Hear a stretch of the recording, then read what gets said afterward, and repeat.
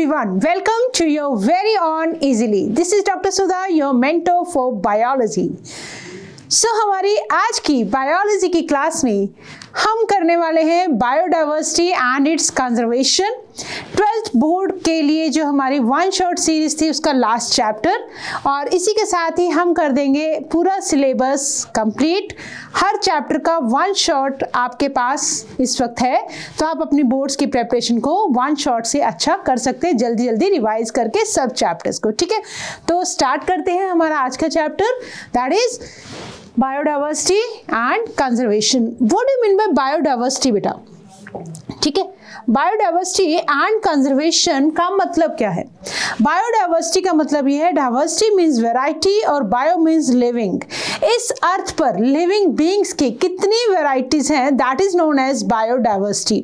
हमने हमारी previous discussions के अंदर ऑर्गेनिज्म एंड पॉपुलेशन को पढ़ा, इकोसिस्टम को पढ़ा, और वहां से हमने एक इंपॉर्टेंस समझी living beings, that is biotic component के और एबायोटिक कंपोनेंट्स की। ठीक है, तो किस तरह से पूरी अर्थ एक बायोस्फीयर है जिसके ऊपर बहुत सारी लिविंग वैरायटीज रहती हैं। तो ये जो बायोडाइवर्सिटी है that is very very important and it need to be conserved if we want to protect our earth, right. तो इकोसिस्टम को एक बैलेंस रखने के लिए बायोडाइवर्सिटी को मेंटेन रखना इज वेरी वेरी इंपॉर्टेंट। ठीक है, तो कौन कौन से टॉपिक्स हम इस चैप्टर के अंदर कंप्लीट करने वाले हैं, लेट अस चेक दैट। देखो, हम इस चैप्टर के अंदर बेटा सबसे पहले पढ़ेंगे बायोडाइवर्सिटी के कितने लेवल्स हैं, कौन कौन से लेवल्स पर बायोडाइवर्सिटी पढ़ी जाती है। ठीक है, देन हम करेंगे नंबर ऑफ स्पीशीज कितनी है इस अर्थ के ऊपर। ठीक है, देन हम देखेंगे पैटर्न्स कौन कौन से हैं बायोडाइवर्सिटी के, and what is the effect अगर ये बायोडाइवर्सिटी का लॉस हो जाए, क्या क्या रीजन हो सकते हैं इस बायोडाइवर्सिटी लॉस के, और किस तरह से हम बायोडाइवर्सिटी को कंजर्व कर सकते हैं। ठीक है, इन सब टॉपिक्स पे डिस्कशन करते हुए लेट अस मूव फर्दर। तो सबसे पहले ये समझो बेटा बायोडाइवर्सिटी है क्या। देखो, it is the diversity. Diversity का मतलब वैरायटी है, किसकी? Biological organisations that is ranging from cellular macromolecule से लेके बायोम्स तक, मतलब बहुत छोटा सा एक सेल का भी अगर ऑर्गेनिज्म है that is also a part of this biodiversity. कहाँ तक रेंज करना है? पूरे के पूरे बायोम्स तक, राइट। अकॉर्डिंग टू एडवर्ड विल्सन, मतलब जो टर्म है ना पॉपुलराइज करने वाले, बायोडाइवर्सिटी टर्म को पॉपुलर करने वाले साइंटिस्ट कौन थे? नाम याद रखेंगे, Edward Wilson. He popularize the term biodiversity. ठीक है, ये सब लाइंस बेटा एनसीईआरटी की लाइंस है, और सिंपलिसिटी से आपको समझने के लिए we have used this presentations, right. तो है सब कुछ एनसीईआरटी का ही, जिनको आप पढ़ते जाएंगे, समझते जाएंगे और आपका रिवीजन होता जाएगा। देखो, अब अगर हम बायोडाइवर्सिटी के लेवल्स की बात करते हैं तो हम बायोडाइवर्सिटी को बेटा 3 लेवल्स पर स्टडी करेंगे। सबसे पहले हम देखेंगे जेनेटिक डाइवर्सिटी कैसी होती है, मतलब जीन्स के लेवल पर। ठीक है, उसके बाद हम देखेंगे बेटा स्पीशीज के लेवल पर डाइवर्सिटी को, एंड देन हम देखेंगे इकोलॉजिकल लेवल पर डाइवर्सिटी को। ठीक है, तो आप देखो जीन्स के लेवल पे अगर हम स्टडी कर रहे हैं दैट मीन्स हम डीएनए के बेसिस पे हम डाइवर्सिटी को स्टडी करेंगे, दैट इज जेनेटिक डाइवर्सिटी। जब हम एक पर्टिकुलर स्पीशीज को लेकर डाइवर्सिटी को स्टडी करते हैं that is known as species diversity, और जब आप पूरे इकोसिस्टम्स को लेकर स्टडी करते हैं डाइवर्सिटी की, that is known as ecological diversity. ठीक है, नाम में ही इनका मीनिंग छुपा हुआ है। तो सबसे पहले देखो बेटा जेनेटिक डाइवर्सिटी क्या चीज है। देखो, diversity shown by a single species at a genetic level. एक स्पीशीज के अंदर जीन्स को लेके जो वैरायटीज हैं, जो डाइवर्सिटी है that is known as at genetic level. Single species के अंदर diversity at genetic level. For example समझेंगे रेवोल्फिया वोमिटोरिया। ठीक है, रेवोल्फिया वोमिटोरिया हिमालय के अंदर हमें मिलता है, बिल्कुल एनसीईआरटी का लाइन से बेटा सब कुछ। That shows genetic variations in potency अपनी जो पावर है उसकी, रवोल्फिया की जो पावर है उसमें, और कंसंट्रेशन ऑफ द केमिकल, कौन सा केमिकल मिलता है बेटा रवोल्फिया के अंदर हमें, रेजरपाइन, ठीक है, ब्लड प्रेशर को ट्रीट करने के लिए यूज किया जाता है इसका, रवोल्फिया सर्पेंटाइना एटसेट्रा, इनकी कुछ वेराइटीज है। तो अगर हम रवोल्फिया वोमिटोरिया की बात करें तो इसके अंदर ना बेटा बहुत हद तक हमें जेनेटिक वेरिएशन दिखती है पोटेंसी के लेवल पर, एज वेल एज जो रेजरपाइन केमिकल है उसका कंसंट्रेशन कितना है उस लेवल पर, ठीक है। तो you can see this is rauvolfia vomitoria, right. कहाँ मिलते हैं बेटा ये, हिमालय में, और मेडिसिनल लेवल पर इनका यूज होता है, ठीक है। ऐसे आगे देखो बेटा, इंडिया के पास ना राइस है, राइस की बहुत सारी वैरायटीज है। ये सारी की सारी वैरायटीज कहीं ना कहीं अपने जीन्स लेवल पे डिफर करती हैं, राइट। तो डिफरेंट स्टेन, कम से कम 50,000 डिफरेंट स्टेन है किसकी, राइस की। और हमें ये भी पता है मैंगो की कितनी ज़्यादा वैरायटीज है इंडिया के पास, 1000 से ज़्यादा वैरायटीज हमारे पास किसकी है, मैंगो की। तो आप देख सकते हैं पूसा सूर्या, केसर, अल्फेंजो, नीलम, नील गोवा, पूसा रूमिना, मलिका, चौसा, करंजियो, वनराज, कितनी वैरायटीज तो हमने नाम भी नहीं सुने होंगे। हाइब्रिड 11-2, मोतीचूर, ठीक है, तोतापुरी, कंचन, आम जिसको बोलते हैं। तो इस तरह की कई सारी वैरायटीज हैं। ऐसे ही देखो बेटा राइस की बहुत सारी वैरायटीज हैं हमारे पास, नियर अबाउट 50,000 है तो सारे के सारे राइस।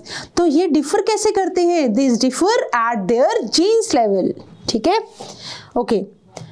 देन आ जाओ बेटा स्पीशीज डाइवर्सिटी की बात करें तो डिफरेंट डिफरेंट स्पीशीज मिलती हैं हमें। फॉर एग्जांपल अगर हम बात करें स्पीशीज लेवल पे डाइवर्सिटी, मतलब स्पीशीज डाइवर्सिटी, वेस्टर्न घाट्स के पास ज्यादा एम्फीबियन स्पीशीज की डाइवर्सिटी है as compare to Eastern Ghat. Particular एक जगह पर है सारे एम्फीबियंस ही, बट उनकी स्पीशीज डिफरेंट डिफरेंट है। जैसे कि यू कैन सी हियर, ये हिमालय से बेटा, यहाँ पे हमने बात किसकी की है, रिवोल्फिया की। ये ईस्टर्न घाट है, वेस्टर्न घाट है, ठीक है। तो वेस्टर्न घाट पे जो एम्फीबियंस हैं डिफरेंट डिफरेंट स्पीशीज मिलती हैं हमें, एम्फीबियन स्पीशीज इन वेस्टर्न घाट। ये सारी देखो एम्फीबियंस के डिफरेंट डिफरेंट स्पीशीज हैं। तो एक पर्टिकुलर एरिया एक स्पीशीज में बहुत ज्यादा रिच है एज कंपेयर टू अदर, ठीक है, ओके। देन आओ बेटा इकोलॉजिकल डाइवर्सिटी की बात करें। इकोसिस्टम लेवल पर हमने पढ़ा था हमारी लास्ट डिस्कशन के अंदर कितनी टाइप के इकोसिस्टम है। There can be desert, rain forest, mangroves, estuaries हो सकती हैं। There can be coral reefs, ठीक है, वेटलैंड्स, अल्पाइन मेडोज, ये सारे क्या है, डिफरेंट डिफरेंट इकोसिस्टम्स है। फॉर एग्जांपल इंडिया के अंदर desert, rain forest, mangroves, coral reefs, wetland, estuaries, alpine, meadows, मतलब कितनी सारी वैरायटीज दिखती हैं इकोसिस्टम्स की। तो इसको क्या बोलेंगे बेटा, इकोलॉजिकल डाइवर्सिटी, ठीक है। अच्छा अगर हम बात करें स्पीशीज इस अर्थ पे कितनी है, राइट, तो number of species on earth that is global species diversity, पूरे वर्ल्ड के लेवल पे बात करें तो IUCN international union conservation of nature 2004 में मोर देन, इनके according this is an organisation, 1.5 million species है जो अभी तक डिस्क्राइब हो चुकी हैं, ठीक है। And according to Robert May, global जो एस्टिमेट है उनका ये कहना है, एक एस्टिमेट, एक अनुमान है कि अबाउट 7 मिलियन स्पीशीज इस अर्थ के ऊपर होंगी, भले वो भी डिस्कवर नहीं हुई हैं। उन्होंने कंसिडर किया the species to be discovered in the tropics, tropics के अंदर अभी हमें और भी स्पीशीज मिलेंगी और only 22% of the total species ही सिर्फ हमने अभी तक रिकॉर्ड की है और अभी और भी स्पीशीज के मिलने की संभावना है। तो ये एस्टिमेट है टोटल कितनी स्पीशीज है बेटा, अबाउट 7 मिलियन स्पीशीज हैं, ठीक है, okay. This is an estimate according to Robert May. Then कितनी स्पीशीज की डाइवर्सिटी है, let us check through this pie charts. Animals ज्यादा डाइवर्स हैं एज कंपेयर टू प्लांट्स। 70% इस अर्थ के ऊपर कौन है, एनिमल्स हैं, और प्लांटी और फंजाई को मिला के प्लांट्स का जो नंबर है दैट इज ओनली 22%, ठीक है, ओके। अब अगर एनिमल्स की बात करें अब अगर हम एनिमल्स की बात करें तो एनिमल्स के अंदर ना इंसेक्ट सबसे ज्यादा रिच ग्रुप है, दैट इज 70%, आर्थ्रोपोडा है ना। 70% एनिमल्स में से कौन है, दैट इज इंसेक्ट।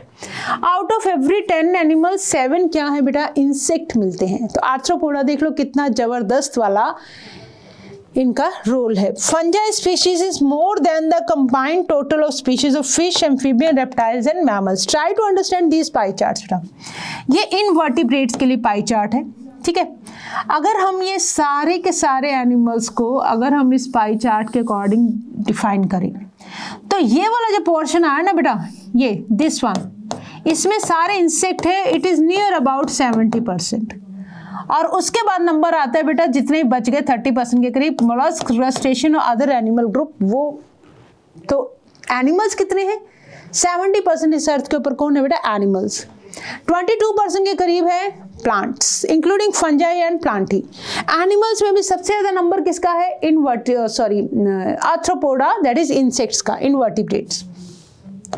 और जब वर्टिब्रेट्स की बात करते हैं तो वर्टिब्रेट्स में से आधा नंबर किसका है बेटा, फिशेस का। बीच में देखो इस चार्ट को आपको याद रखना होगा, फिशेस का नंबर कितना है, half of this earth. Then आते हैं बेटा मैमल्स, और उसके बाद बर्ड्स, देन रेप्टाइल्स और एम्फीबियंस, ठीक है।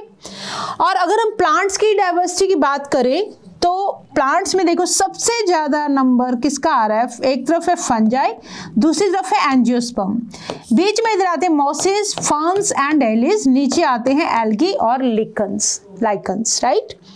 तो ये इस तरह से एक diversity presentation through pie charts. देखो इंडिया के पास ना ओनली, ये सब आपको बातें याद रखनी है, ये जो all that data is given, 2.4% of the world's land area है। इंडिया के पास टोटल वर्ल्ड का 2.4% लैंड एरिया है। उनमें से अगर इतने लैंड एरिया के ऊपर हम स्पीशीज डाइवर्सिटी की बात करें तो इंडिया के पास 8.1% स्पीशीज की डाइवर्सिटी है। और इंडिया 12 मेगा डाइवर्सिटी कंट्रीज में से one of the 12 mega diversity country, मतलब there is a large diversity of living organisms. 45,000 of species है प्लांट्स की, और इससे ही डबल है किसकी, एनिमल्स की, राइट।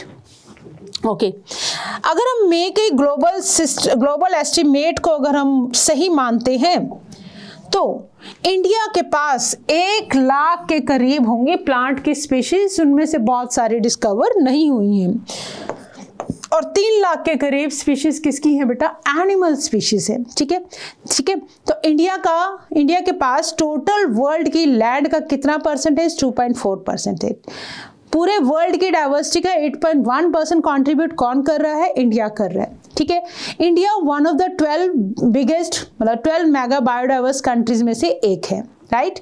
और 45,000 स्पीशीज कम से कम प्लांट्स की हैं, और इससे डबल स्पीशीज किसकी मिलेंगी बेटा, एनिमल्स की मिलेंगी इंडिया के अंदर, राइट। और अगर हम मेक ए ग्लोबल जो वर्ल्ड का उनका जो अनुमान था ग्लोबल एस्टिमेट, इंडिया के पास कम से कम 1 लाख प्लांट स्पीशीज होने का अनुमान है, और 3 लाख मतलब ट्वाइस हो गया ना एनिमल स्पीशीज होने का एक अनुमान है। तो देखो ये सारे इंडिया में है, Darjeeling tea fields, Konkan coast, deodar forest है ना, and then Nohkalikai falls Cherrapunji के अंदर। तो ये सारे कहाँ हैं, India is one of the biggest biodiverse country. Then आ जाओ बेटा, बायोलॉजिस्ट जो है वो अभी प्रोकैरियोट्स के बारे में श्योर नहीं है, ठीक है, are not sure about the total number of prokaryotic species. Prokaryotes को भी हम कोई भी जगह नहीं दे पाए हैं। क्यों नहीं दे पाए हैं, बिकॉज सबसे पहली चीज कन्वेंशनल जो टेक्सोनोमिक मेथड्स हैं जो क्लासिफाई करने के, they are not sufficient, they are not suitable for identifying microbial species. दूसरा, हर स्पीशीज को हम कल्चर नहीं करके देख सकते, हर स्पीशीज को हम कल्चर करके नहीं देख सकते, राइट। तो इसलिए प्रोकैरियोट्स को भी हमने इंक्लूड नहीं किया है, ठीक है, ओके। अब ये जो स्पीशीज की डाइवर्सिटी है अर्थ पर कहाँ ज़्यादा है कहाँ कम है वो समझते हैं। हमने हमारी डिस्कशन लास्ट में भी ये समझा था कि अर्थ के ऊपर देखो जहाँ ये सन रेज डायरेक्ट फॉल कर रही है उस रीजन को क्या बोलते हैं बेटा, इक्वेटर। दिस इज इक्वेटर, ठीक है, जहां भी सनलाइट डायरेक्ट फॉल करती है। अब जब आप इक्वेटर के इधर की तरफ जाते हो तो there is a North Pole, और इस तरफ आते हो तो there is a South Pole. ठीक है, और देखो this is Tropic of Capricorn at 23.5 south की तरफ, ये साउथ टेम्परेट है, ये नॉर्थ टेम्परेट है। और ऐसी ट्रॉपिक ऑफ कैंसर 23.5 पे, 66 पे क्या है, आर्कटिक सर्कल। नीचे क्या है बेटा, एंटार्क्टिक, आर्कटिक, आर्कटिक के एंटी मतलब एंटार्क्टिक सर्कल साउथ की तरफ, और आर्कटिक कहाँ है, हमारे नॉर्थ की तरफ, राइट। अब देखो जैसे जैसे आप इक्वेटर से दूर जाते जा रहे हैं, क्या होती जा रही है, स्पीशीज डाइवर्सिटी कम होती जा रही है। जैसे जैसे आप इक्वेटर से दूर जाएंगे, species diversity decreases from equator to the poles.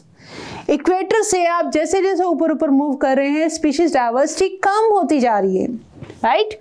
Tropics, that is altitude range. Tropics क्या होते हैं बेटा, this is the temperate region है ना, this is the tropical region. Latitude range of 23.5 degree north और 23.5 degree south have more species than temperate और polar areas. Tropic areas पे क्या है बेटा, डायरेक्ट सनलाइट पड़ रही है, और वहां पे आपको species diversity near the equator बहुत ज्यादा मिलती है as compare to temperate region. Poles की तरफ वाले रीजन को बोलते हैं टेम्परेट, और इक्वेटर की तरफ वालों को बोलते हैं दैट इज ट्रॉपिक। तो ट्रॉपिकल रीजन पर डाइवर्सिटी होने के क्या क्या रीजंस हैं, देखो लैटिट्यूड ग्रेडियंट्स की हमने बात की। नंबर ऑफ बर्ड की स्पीशीज देखते हैं। Colombia near equator, near equator के बाद सुनना, अबाउट 1400 स्पीशीज किसकी हैं बेटा, कोलंबिया की, नियर इक्वेटर ट्रॉपिक रीजन में। इंडिया, दैट इज इंडिया भी कहाँ आता है, ट्रॉपिक्स में ही आता है। मोर देन 1200 स्पीशीज है किसकी, कोलंबिया की, एंड मतलब बर्ड की स्पीशीज है। जैसे जैसे आप अब नॉर्थ पोल की तरफ जा रहे हैं, 41 डिग्री नॉर्थ की तरफ गए, न्यूयॉर्क की तरफ, कितनी स्पीशीज रह जाती हैं, 105 स्पीशीज। और जैसे ग्रीनलैंड और ऊपर चले गए तो आपको स्पीशीज का नंबर और भी कम हो गया। नियर द इक्वेटर 1400, और इंडिया की बात करें तो इट इज 1200 के करीब स्पीशीज हैं, राइट। न्यूयॉर्क की बात करें तो 105 स्पीशीज, और ग्रीनलैंड की बात करें तो 56 स्पीशीज। मतलब कहने का ये इक्वेटर से जैसे जैसे दूर जाते जाएंगे स्पीशीज का नंबर कम होता जा रहा है। Tropical forest region like equator has up to 10 times of vascular plant.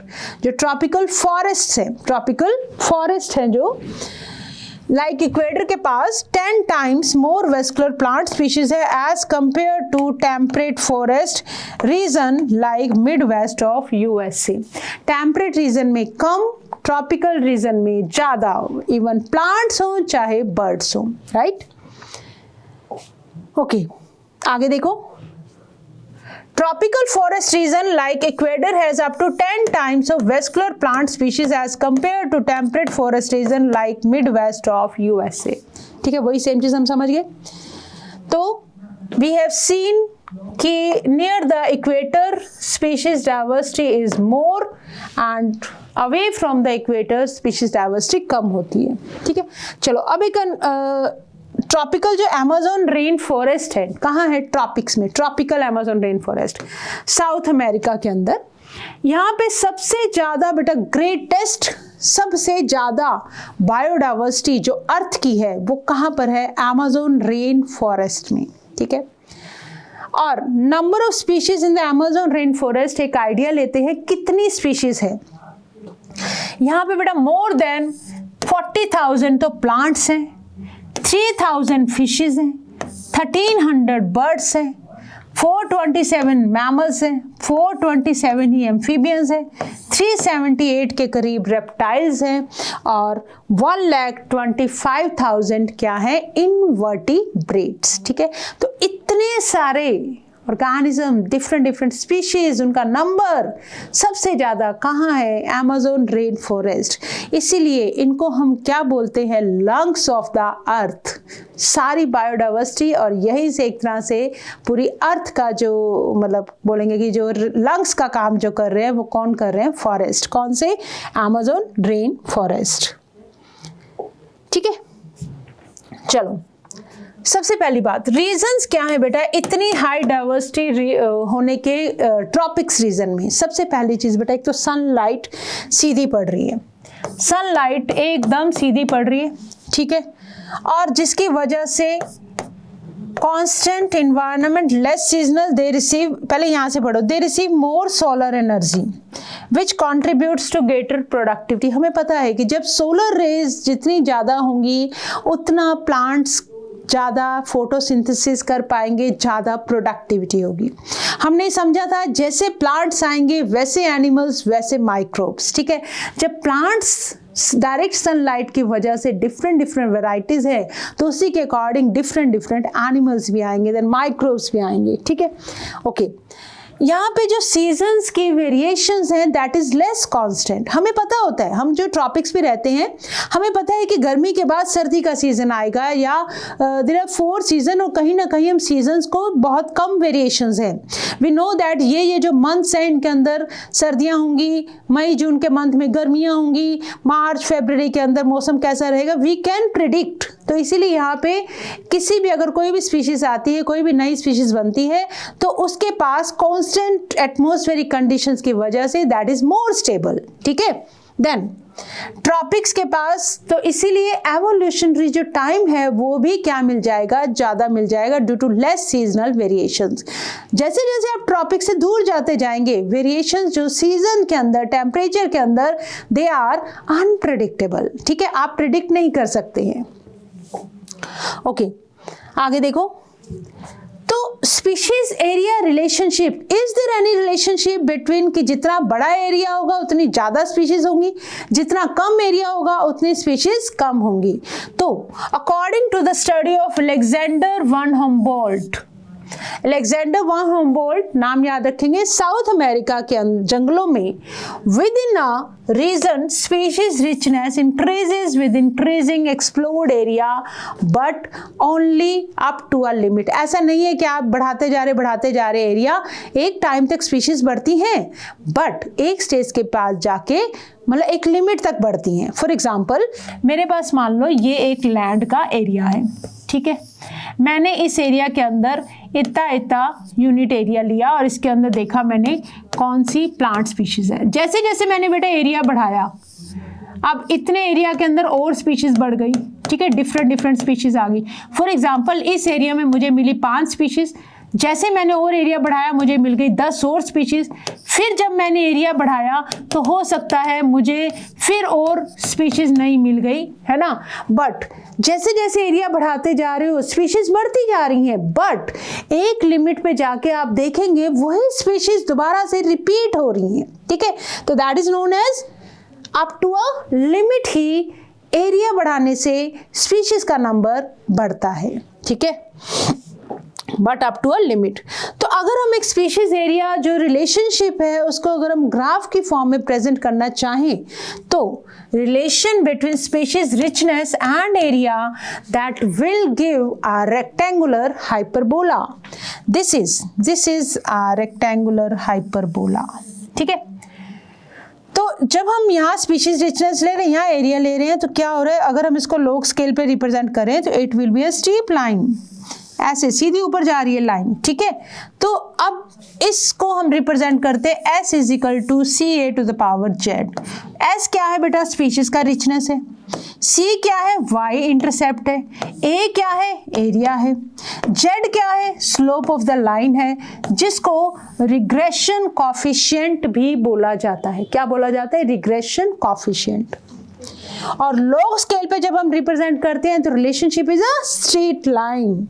Equation क्या बन जाएगी, log S log C plus Z log A, ठीक है। तो इस तरह से आप इसको स्पीशीज एरिया रिलेशनशिप को रिप्रेजेंट कर सकते हैं। एंड जनरली स्मॉल एरिया के लिए अगर हम एक छोटा एरिया लेते हैं तो Z की वैल्यू आती है बेटा 0.1 से लेके 0.2, बट जैसे ही आप एरिया बढ़ाते हैं for large area entire continent slope of the line is steeper, बहुत तेजी से ऊपर जाता है, दैट इज Z वैल्यू आ जाएगी बेटा 0.6 से लेके 1.2। Z की वैल्यू कितनी स्मॉल एरिया के लिए, 0.1 to 0.2, देन 0.6 से लेके 1.2। फॉर एग्जाम्पल फ्रूगिवोरस बर्ड्स, फ्रूट्स खाने वाले birds mammals in the tropical forest और डिफरेंट कॉन्टिनेंट जेड वैल्यू आ जाती है 1.15। ये आपको बेटा याद रखना पड़ेगा। तो this is the relation between species richness and area. कैसा हाइपरबोला? Rectangular hyperbola. अब देखो इंपॉर्टेंस क्या है बेटा इस स्पीशीज डाइवर्सिटी की। डेविड टिलमैन, ठीक है, इनका नाम याद रखेंगे। Plots with more species show less year-to-year variation in the total biomass। जितनी ज़्यादा स्पीशीज होंगी उतनी per year two year biomass के अंदर कम वेरिएशन देखी जाएंगी, अकॉर्डिंग डेविड टिलमैन। ठीक है, इंक्रीज डाइवर्सिटी की वजह से प्रोडक्टिविटी इंक्रीज होगी और इकोसिस्टम की हेल्थ और ह्यूमन रेस के सर्वाइवल के लिए this biodiversity is very very very important. ठीक है, ओके। अब देखो डेविड टिलमैन ने ये बताया कि जो स्पीशीज जो रिचनेस है, इंक्रीज जितनी प्रोडक्टिविटी है, that is responsible for the higher biodiversity. अब हमारे पास है रिवेट पॉपेट हाइपोथेसिस। ये समझने के लिए है कि what is the importance of ecosystem. ठीक है, okay. It is an analogy used to understand the importance of biodiversity. Biodiversity की इंपॉर्टेंस को अगर आपको समझना है तो रिवेट पॉपेट हाइपोथेसिस से बहुत अच्छे से समझ सकते हैं। It is proposed by Stanford ecologist Paul Ehrlich. Rivet popper hypothesis was given by Paul Ehrlich. Okay, क्या कहता है बेटा ये हाइपोथेसिस? ये आपके सामने एक एरोप्लेन है। इस एरोप्लेन को जोड़ने के लिए बहुत सारे नट बोल्ट्स का इस्तेमाल किया गया होगा। पूरी एक चादर मतलब एल्युमिनियम की फॉइल्स को आपने जोड़ा होगा, बहुत सारे रिवेट पॉपेट्स लगाए होंगे। ठीक है, एयरप्लेन, इसको मान के चलो कि जो एयरप्लेन है it is an ecosystem. Airplane क्या है बेटा? एक इकोसिस्टम है। सारे के सारे पार्ट्स को ज्वाइन किया गया है यूजिंग मैनी रिवेट्स। बहुत सारे रिवेट्स को ज्वाइन करके, रिवेट्स किसको रिप्रेजेंट कर रहे हैं? स्पीशीज को। तो इकोसिस्टम, एरोप्लेन, इसके ऊपर जो रिवेट्स लगे हुए हैं वो क्या है बेटा? Species.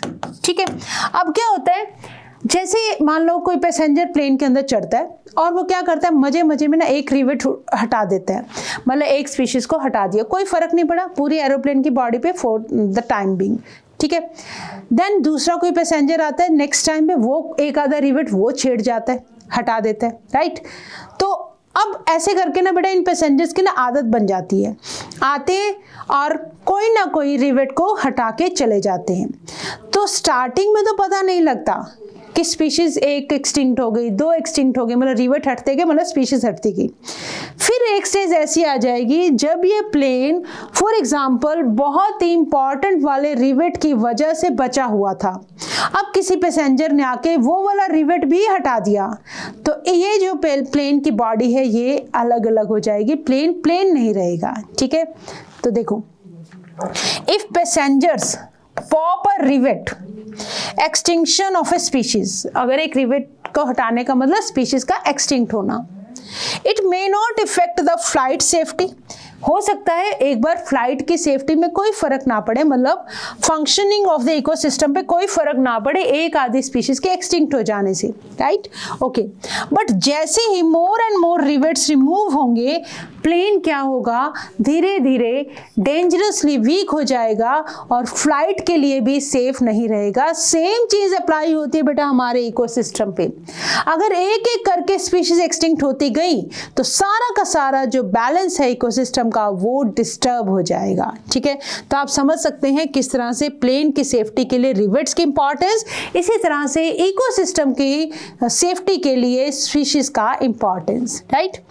Loss of rivets on the wings, जैसे ही की रिवेट को हटाया विंग से, की स्पीशीज जो मेजर इकोसिस्टम को ड्राइव कर रही थी, that is more dangerous to flight safety than loss of few rivets on a seat और window seats inside the plane. जैसे ही की स्पीशीज हटेगी इकोसिस्टम पूरा का पूरा डिस्टर्ब हो जाएगा, भले ही कितनी ही स्पीशीज और रह जाएं। ठीक है, तो I hope rivet popper hypothesis हमें क्लियर हो गया है। नाउ अब ये जो बायोडाइवर्सिटी है, हमने अभी तक इसकी इंपॉर्टेंस को समझा, कैसे बेटा लॉस हो रही है, बायोडाइवर्सिटी का लॉस हो कैसे रहा है, क्या क्या ऐसी एक्टिविटीज हैं दैट लीड्स टू बायोडाइवर्सिटी। और अभी तक हमने कितना लॉस हम देख चुके हैं।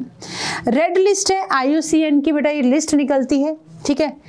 ये IUCN रेड लिस्ट 2004 में ये कहती है कि 784 स्पीशीज, जिसमें से 338 वर्टिब्रेट्स हैं, 359 इनवर्टिब्रेट्स हैं और 87 क्या है, प्लांट्स हैं। They were extinct in the last 500 years, last पिछले 500 सालों में देखो 784 स्पीशीज का एक्सटिंक्शन हो चुका है।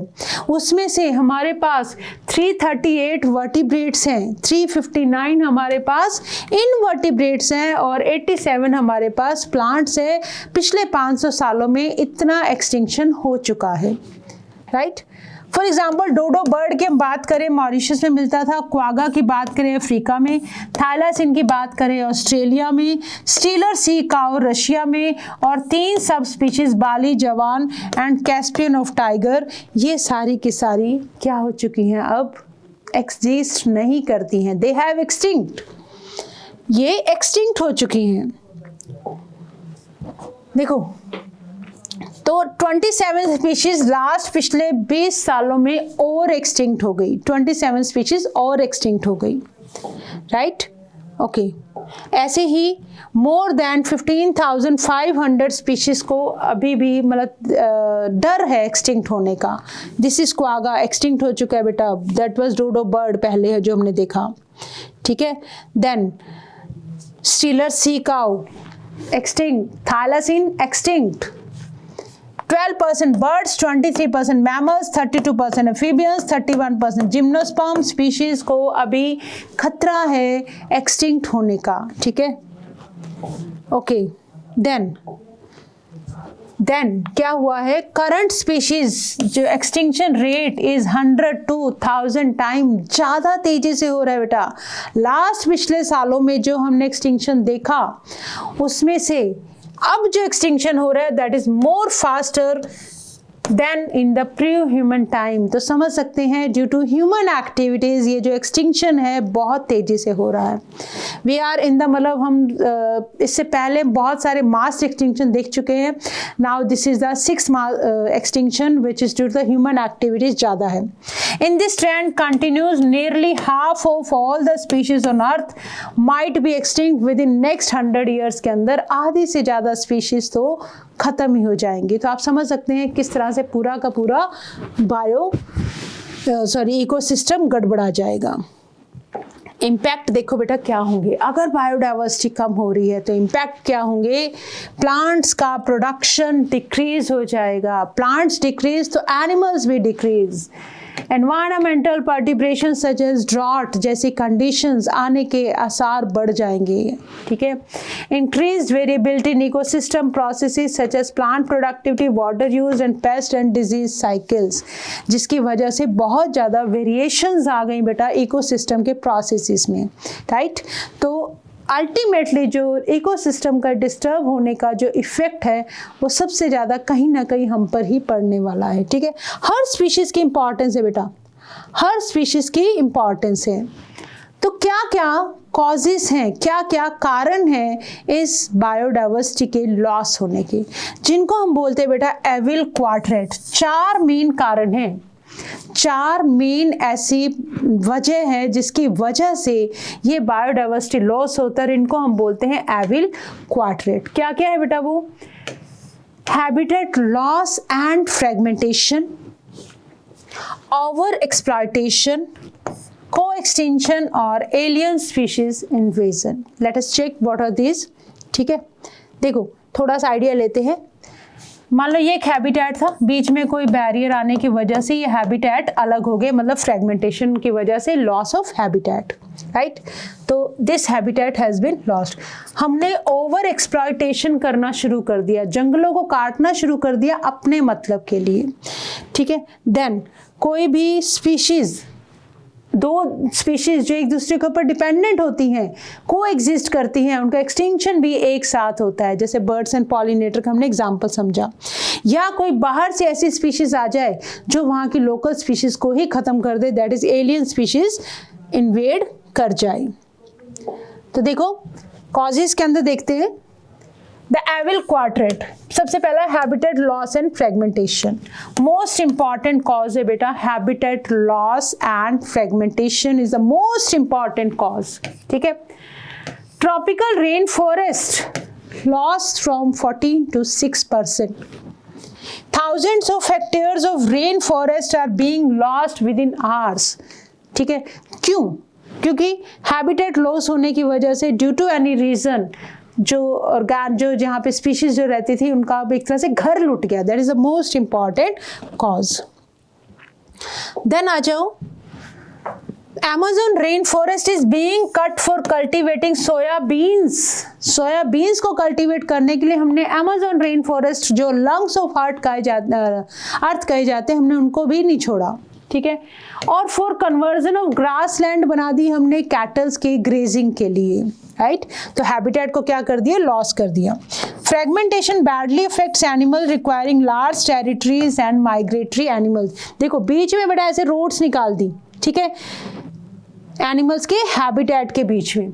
हम ये कहते हैं कि हमारी टेरिटरी में जहाँ पे ह्यूमंस रह रहे हैं वहाँ पे लायन देखा गया या टाइगर देखा गया, बहुत बार ऐसे आपने न्यूज़ सुनी होंगी, बट सच्चाई ये है हमने उनके हैबिटेट के अंदर इन्वेड कर दिया, फ्रेगमेंटेशन कर दिया, उनके हैबिटेट को हमने छीन लिया, इसलिए वो हम उनकी टेरिटरी में गए हैं, ना कि वो हमारी टेरिटरी में आते हैं। ठीक है, तो अब उनका जब आपने घर ही छीन लिया तो वो कहाँ रहेंगे? राइट, तो डिफॉरेस्टेशन ऑफ अमेज़न और fragmentation of habitat is the most important reason.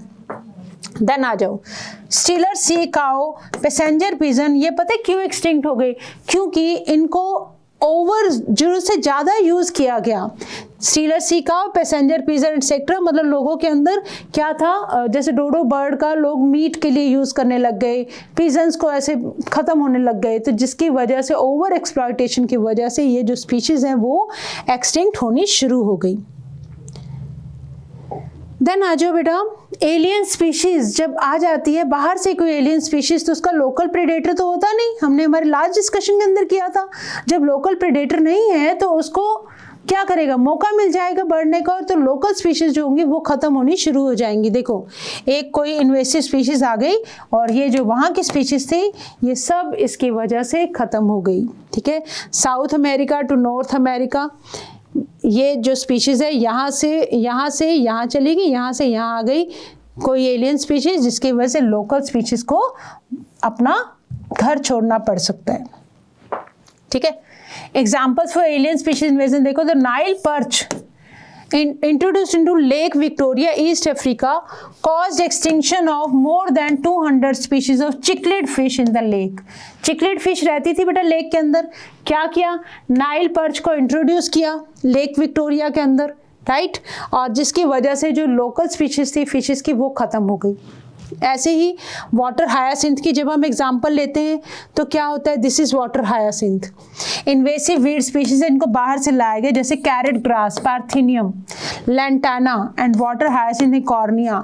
इन्होंने क्या किया? इतनी तेजी से फैल गई, जैसे वाटर के अंदर हम पढ़ते हैं it is the terror of Bengal, water hyacinth. ठीक है, इतनी तेजी से फैलता है कि जो एक्वेटिक ऑर्गेनिज्म है उनके लिए खतरा बन जाता है, तो अपने आप वो स्पीशीज क्या हो जाएंगे? एक्सटिंक्ट हो जाएंगी। ठीक है, तो एक बाहर से आई स्पीशीज की वजह से लोकल स्पीशीज का एक्सटिंक्ट हो जाना, that is the alien species invasion. Okay, illegal introduction of African catfish, illegally introduce कर दिया गया अफ्रीकन कैटफिश को, क्लैरियस गैरीपाइनस, फॉर एक्वाकल्चर। अब ये थ्रेट पोज कर रही है टू द इंडिजिनस, वहाँ पे रहने वाली कैटफिश को इन आवर रिवर्स। तो आप ये देख सकते हैं कैसे कोई फॉरेन आके इन्वेड कर लेते हैं उस एरिया को, तो उस एरिया की स्पीशीज भी क्या हो जाती है? खत्म हो जाती है। रीजन क्या होता है बेटा? क्योंकि जो बाहर से स्पीशीज आई है अभी उसका कोई भी इन्वेडर, कोई भी प्रेडेटर नहीं है। ठीक है, जिसलिए उसको फ्लरिश करने का मौका मिल जाता है और जिसका खामियाजा भुगतना पड़ता है वहाँ की लोकल स्पीशीज को। When A species become extinct, तो स्पीशीज जो इसके साथ एसोसिएटेड है वो भी एक्सटिंक्ट हो जाती है, दैट इज नोन एज को extinction. For example extinction of the parasite, अगर होस्ट ही नहीं रहेगा तो पैरासाइट किसके ऊपर जिंदा बचेंगे, ठीक है। को-इवॉल्व्ड प्लांट पॉलिनेटर, जो हमने फिग और वैस्प की एग्जांपल देखी थी, अगर वैस्प फिग खत्म तो वैस्प भी खत्म, ठीक है। Mutualism, extinction of one causes extinction of other, तो फ्लावर पॉलिनेटर के बीच में जो रिलेशन है। ओके, तो बेटा अब बायोडाइवर्सिटी को किस तरह से कंजर्व करें एंड व्हाट इज इट, क्या है ये बायोडाइवर्सिटी कंजर्वेशन, ठीक है। हमने देखो बेटा इंपॉर्टेंस समझ ली, हमने लॉस समझ लिया कैसे होता है, तो अब हमें ये देखना है कि रीजंस क्या हैं फॉर कंजर्वेशन। कंजर्वेशन हम ही बोल रहे हैं कि हम करेंगे, हम बायोडाइवर्सिटी कंजर्वेशन करेंगे, ठीक है। कैसे करें, क्या क्या व्यूज हैं वो देखते हैं। एक हमारे पास है बेटा narrow utilitarian arguments, broadly utilitarian arguments, और कुछ इसके साथ हमारे पास है इथिकल आर्ग्यूमेंट्स, ठीक है। Okay, let us start with narrow utilitarian argument. For example, देखो human they derive economic benefits from nature, जैसे कि मुझे खाना मिल रहा है, आग जलाने के लिए लकड़ी मिल रही है, फाइबर मिल रहा है, कंस्ट्रक्शन मटेरियल मिल रहे हैं, इंडस्ट्रियल प्रोडक्ट्स मिल रहे हैं, टैनिन्स मिलते हैं, lubricants, dyes, resins, perfume and medicine. 25% जो ड्रग्स है, मोर देन 25% ऑफ ड्रग्स हमें कहाँ से मिलती हैं, प्लांट से मिलती हैं। 25,000 species of plants have medicinal value, मतलब अगर मुझे इतने सारे फायदे हो रहे हैं तो मैं क्यों ना बचाऊं इन प्लांट्स को या दूसरे एनिमल्स को, ठीक है। मतलब मेरा फायदा हो रहा है, मुझे खाना मिल रहा है, मुझे लकड़ी मिल रही है, मुझे फूड मिल रहा है, मुझे मेडिसिन मिल रही है, तो इन सब चीज़ों के लिए मुझे बायोडाइवर्सिटी को कंजर्व करना चाहिए। ये एक ऐसा व्यू है, narrow utilitarian views that limited to myself, ठीक है, लिमिटेड टू माई सेल्फ, कि हमें क्या क्या फायदा हो रहा है नेचर को कंजर्व करने से, ठीक है। चलो आगे आओ। ब्रॉडली व्यू क्या कहता है बेटा कि biodiversity plays a major role in many ecosystem services like Amazon forest, 20% of total oxygen in the earth atmosphere, pollination through bees, bumblebees, birds and bat, and aesthetic pleasure। तो अब broadly view ये कहता है कि पूरी दुनिया को अगर ऑक्सीजन मिलती है अमेज़न रेन फॉरेस्ट की वजह से, तो हम इनको क्यों काटें, हमें इनको कंजर्व करना चाहिए, ठीक है। बहुत सारे जो फ्लावर्स का जो पॉलिनेशन है वो इंसेक्ट्स की वजह से होता है, तो वी शुड कंजर्व देम, ताकि हमारी जो आने वाली जनरेशंस है उनको भी फायदा हो सके। ये हुआ एक ब्रॉड लेवल पर सोचना, ठीक है। और ब्यूटी बढ़ती है, इस अर्थ की ब्यूटी इन्हेंस होती है, इसको कहते हैं बेटा एक लार्ज लेवल पे सोचना कि इस अर्थ पे रहने वाले सब ह्यूमंस के लिए क्या क्या फायदे हैं बायोडाइवर्सिटी को कंजर्व करने के। That is a broad view, broadly utilitarian view. और इथिकल आर्ग्यूमेंट क्या कहता है कि ethically it's not right to kill anyone, हमें इनको मतलब हर ह्यूमन को, हर ऑर्गेनिज्म को, हर लिविंग ऑर्गेनिज्म को इस अर्थ पर रहने का उतना ही राइट है जितना कि ह्यूमंस को है, ठीक है। तो every species have an intrinsic value, we have a moral duty to care for their well-being। Her species का अपना एक रोल है इकोसिस्टम के अंदर, तो बीइंग मतलब टॉप मोस्ट लेवल पर होने की वजह से ये हमारी ड्यूटी बनती है कि हम सब का ध्यान रखें, ठीक है। That is an ethical view. तो बायोडाइवर्सिटी कंजर्वेशन के तरीके क्या क्या हो सकते हैं, या तो हम उनको उनके नेचुरल हैबिटेट में कंजर्व कर लें, या अगर उनको नेचुरल हैबिटेट में कोई खतरा है तो उनको हम वहाँ उनके नेचुरल हैबिटेट से दूर, बिल्कुल वही एटमॉस्फेयर देकर हैबिटेट से दूर कंजर्व कर लें। तो इसके बेसिस पे हम डिवाइड करते हैं on site conservation, that is in situ conservation, और off site conservation means ex situ conservation, ठीक है। चलो देखो इन सिटू में क्या होगा, the conservation of genetic resources, on site की बात हो रही है बेटा, विद इन नेचुरल, वर्ड को पकड़ना, विद इन नेचुरल और ह्यूमन मेड इकोसिस्टम इन विच दे अकर, उनके अपने नेचुरल हैबिटेट में ही हम इनको कंजर्व करें, एनिमल्स को और प्लांट्स को। जिसके अंदर आए थे बेटा बहुत सारे प्रोटेक्टेड एरियाज सच एज, याद रखना है इन सिटू में, national parks are the in situ conservation, ठीक है, sanctuaries in situ conservation, biosphere reserves in situ conservation, cultural landscapes in situ conservation, natural monuments in situ conservation, ठीक है, ये सब national parks, sanctuaries, biosphere reserves, cultural landscape, this all are in situ conservation. India के पास बेटा 14 biosphere reserves है, याद रखनी है बात, 14 बायोस्फीयर रिजर्व्स है, 90 नेशनल पार्क्स है और 448 वाइल्ड लाइफ सेंचुरीज हैं। All this things you have to remember. 14 क्या है बेटा? बायोस्फीयर रिजर्व्स, 90 क्या है? नेशनल पार्क्स और 448 वाइल्ड लाइफ सेंचुरीज हैं। आगे चलो, नेशनल पार्क्स की बात करें, इन सिटू कंजर्वेशन, ठीक है, on site, it is strictly reserved for the welfare of wildlife where private ownership, cultivation, grazing etc prohibited है। नेशनल पार्क कहाँ आते हैं बेटा? इन सिटू कंजर्वेशन में, ठीक है। तो इन सिटू कंजर्वेशन में ये क्या है? प्रोटेक्टेड एरियाज हैं, यहाँ पे कोई भी कमर्शियलाइज्ड एक्टिविटीज नहीं होंगी, दैट इज टोटली बैंड। जैसे कि Eravikulam national park in Kerala, this is Eravikulam national park इन केरला, और इस पार्क के अंदर सब मतलब जो नेचुरल हैबिटेट के अंदर एनिमल्स रहते, तो कंजर्वेशन नेशनल पार्क में इन सिटू। आगे देखो, सेंचुरी, सेंचुरी क्या होता है बेटा? Protection is given only to the animals. National park में एनिमल्स एंड प्लांट सब थे, सेंचुरीज के अंदर क्या है? ओनली एनिमल्स के लिए है। Collection of timber, minor forest product and private ownership are allowed so long as they do not harm the animals। तब तक आप यहाँ की टिम्बर को या दूसरे प्लांट प्रोडक्ट्स को यूज कर सकते हो जब तक कि आप यहाँ के एनिमल्स के लिए कोई खतरा ना प्रोड्यूस करो, that is sanctuary. For example, Periyar wildlife sanctuary in Kerala, Bharatpur sanctuary का जिसका हम नाम सुनते हैं, ठीक है।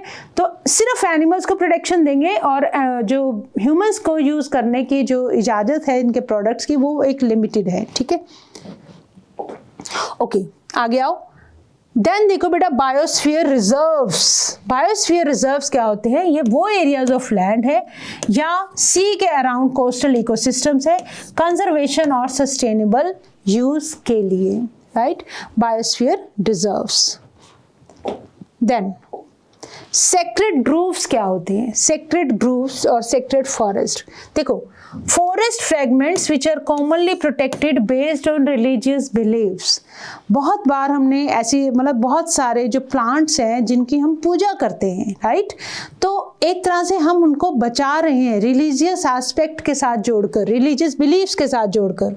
फॉर एग्जाम्पल, सेक्रेड ग्रोव्स मतलब वो एक तरह से पवित्र माने जाते हैं, इतने पवित्र माने जाते हैं, जैसे कि खासी एंड जैंता के अंदर, hills in Meghalaya, Aravalli hills of Rajasthan, western Ghat region of Karnataka and Maharashtra, Surguja, Chanda and Bastar areas of Madhya Pradesh. यहाँ पे क्या होता है बेटा? पेड़ों की पूजा की जाती है। फॉर एग्जाम्पल, जैसे हम तुलसी को पूजते हैं, फॉर एग्जाम्पल जैसे राजस्थान के अंदर खेसजी के पेड़ों की पूजा की जाती है। तो ऐसे बहुत सारे प्लांट्स हैं जो लोकल वहाँ के रहने वाले लोग होते हैं, फॉरेस्ट को बचाने के लिए उन्होंने क्या कर रखा, अपने अपने रिलीजियस बिलीव्स की वजह से वो पेड़ों को कटने नहीं देते हैं, ठीक है। तो they are known as sacred groves. ये वो वाले एरियाज हैं, राइट। चलो अब आ जाओ बेटा x situ conservation, that is of site. X situ conservation मतलब साइट से दूर, नेचुरल हैबिटेट से दूर। Conservation of organism outside their habitat.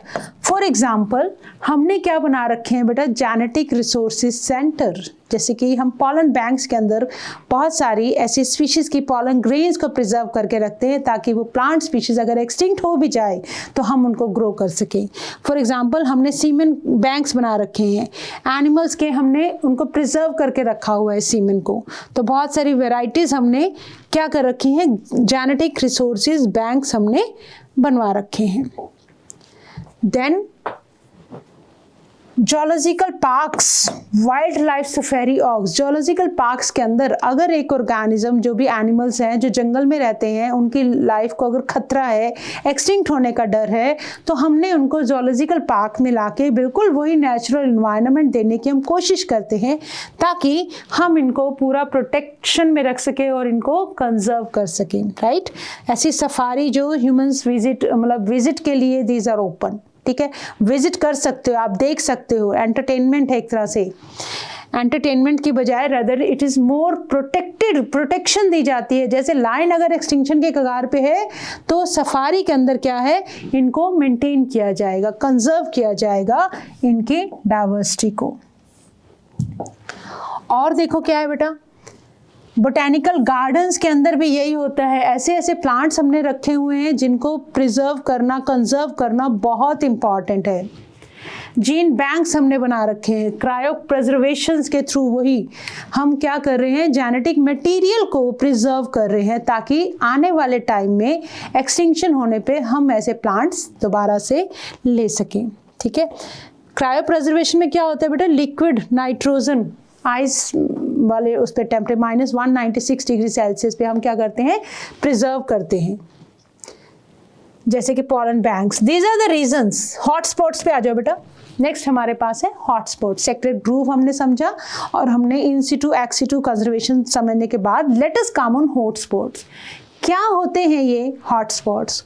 Hotspots वो वाले एरिया है जहाँ पर बहुत हाई स्पीशीज की रिचनेस है, हाई डिग्री का एंडेमिज्म है, that is species confined only to a specific region, but सबसे ज़्यादा खतरा है। पर्टिकुलर स्पीशीज एक पर्टिकुलर एरिया को ही कन्फाइंड है और उसके एक्सटिंक्ट होने का बहुत ज़्यादा रिस्क है। तो सबसे ज़्यादा डाइवर्सिटी वाले एरियाज़ को क्या बोलते हैं, हॉटस्पॉट्स। क्या है इनके अंदर, high degree of endemism, particular species एक पर्टिकुलर एरिया पर ही रहेगी। 34 हॉटस्पॉट्स हैं पूरे वर्ल्ड के अंदर, रिमेंबर याद रखना है। 3 हॉटस्पॉट्स जो हैं इंडियन बायोडाइवर्सिटी को कवर करते हैं, western Ghat, Sri Lanka, Indo Burma and Himalayas, right. Western Ghats हो गए, Indo Burman hotspots and then Himalayas, okay. और क्या है बेटा हॉटस्पॉट्स, सारे के सारे hotspots together cover only less than 2% of earth's land area. Earth land area का सिर्फ 2% से भी कम हॉटस्पॉट्स कवर करते हैं, but the species richness in hotspots के अंदर बहुत ज़्यादा हाई है, ठीक है। Protection of hotspots reduced the, जो एक्सटिंक्शन हो रहा था अभी तक, जब से हमने हॉटस्पॉट्स को प्रोटेक्शन दिया, इस एक्सटिंक्शन को नियरली 30% रिड्यूस कर दिया गया है, ठीक है, ओके। अब देखो इंटरनेशनल लेवल पर क्या क्या एफर्ट्स किए जाते हैं बायोडाइवर्सिटी को कंजर्व करने के लिए। अर्थ समिट पहला, नॉट दैट पहला ऑब्जेक्टिव्स क्या है इस अर्थ समिट के, मतलब एक अर्थ समिट हुआ, जगह का नाम याद रखेंगे, रियो डी जेनेरियो 1992 के अंदर, ठीक है। इसके अंदर क्या है, कन्वेंशन ऑन बायोलॉजिकल डाइवर्सिटी, किस किस इश्यूज पे, किन किन क्या क्या ऑब्जेक्टिव थे इस समिट के। देखो, कंजर्वेशन बायोडाइवर्सिटी को करना है, सस्टेनेबल यूज करना है बायोडाइवर्सिटी का, और शेयर करने हैं benefits arising from genetic resources. तो इन ऑब्जेक्टिव के साथ अर्थ समिट किया गया, कब, रियो डी जेनेरियो में 1992 के अंदर, that is global earth summit. और वर्ल्ड समिट जोहान्सबर्ग में 2002 में हुआ, और the world summit on sustainable development held in 2002 in Johannesburg, south Africa. 190 countries ने प्लेज लिया कि हम करंट जो रेट है बायोडाइवर्सिटी लॉस का उसको रिड्यूस करेंगे। ठीक है, तो दिस इज साउथ अफ्रीका के जोहान्सबर्ग के अंदर वर्ल्ड समिट हुआ, दैट इज इन 2002 के अंदर। तो इस तरह से बहुत सारे कंट्रीज की जो गवर्नमेंट्स हैं वो भी लगी हुई हैं बायोडाइवर्सिटी को कंजर्व करने के लिए। And it's now our moral duty to conserve biodiversity after understanding all the importance, reason, loss कैसे हो रहा है, क्या इफेक्ट हो रहे हैं इसके हमारी अर्थ के ऊपर, इन सब को समझने के बाद now it's each and everyone's moral duty to conserve this biodiversity. तो with this we have completed with this chapter also. ecology हमने ख़त्म किया बहुत फास्ट, हमने रिवीजन के साथ सारी वन शॉट्स को कंप्लीट करके आप 12th बोर्ड की अपनी प्रेपरेशन अच्छे से कर सकते हैं। ठीक है, now it's a time to say thank you, but always remember that you have to learn with a smile and don't forget to subscribe to our channel Science Easily for more जैसे ही latest updates के लिए और more videos के लिए, आपकी NEET की और 12th की प्रिपरेशन के लिए आपको जुड़े रहना है साइंस इजली चैनल के साथ। So with this, thank you.